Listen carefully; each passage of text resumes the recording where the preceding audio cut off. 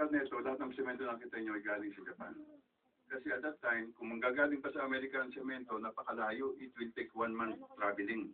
Pagka nasa loob ng barko, syempre mainit. Pag bukas ng pinto at nilabas ng semento, matigas na, hindi na nila magagamit. Kasi isang buwan. Samantalang, bumili sila ng semento sa Japan, so mula sa Osaka hanggang dito, 4 hours lang ang aeroplano, nandito na kagad ang semento. Kaya lahat yung 100% asahan ng semento ang ginamit. ちょっと皆さん、写真もいきます。ちょっと待ってください。見てください、この木です。この木はね、これはマンゴー木です。マンゴー木です。じゃあ皆さん見てください。果物ないです。どうしてサルをみんな食べる。ジャパン。かわいそう。食べ物もないです。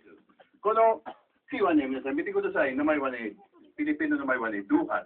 このドゥハとはね、同じの日本製の果物はね、ブドウみたいです。それです。じゃあ、ジョクさんどうぞ。写真撮り行きます。